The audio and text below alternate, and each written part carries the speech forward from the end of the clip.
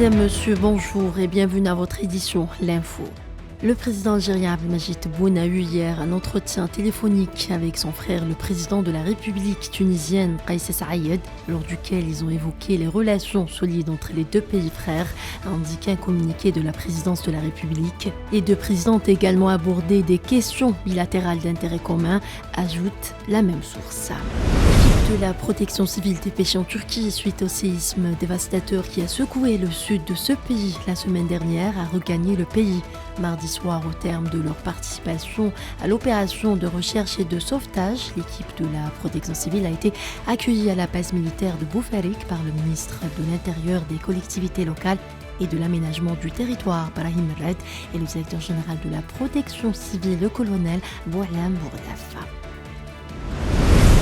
Le président de la République sahraoui arabe démocratique et secrétaire général du Front Polisario, Brahim Ghali, a signé des décrets présidentiels portant nomination du gouvernement des membres de la présidence de la République sahraoui et des walis, selon un communiqué de la présidence sahraoui rapporté par l'agence de presse sahraoui.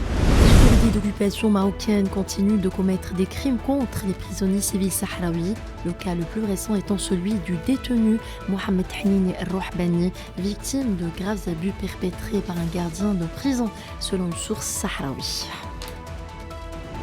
Les unités de l'armée populaire de libération sahraoui ont mené de nouvelles attaques contre les retranchements des forces de l'occupant marocain dans le secteur de Mahbès, leur infligeant d'importantes pertes humaines et matérielles, a indiqué le ministère sahraoui de la Défense dans son communiqué militaire.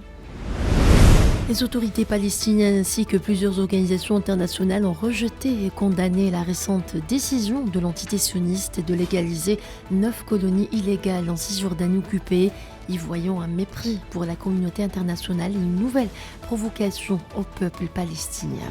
En Algérie, les activités de la semaine historique et culturelle sur la guerre de libération nationale ont débuté mardi au Palais de la Culture Moufdi Zakaria sous le thème « Les amis de la révolution algérienne, Algériens de cœur et de sang » et ce, dans le cadre de la commémoration de la journée nationale du Shahid célébrée le 18 février de chaque année.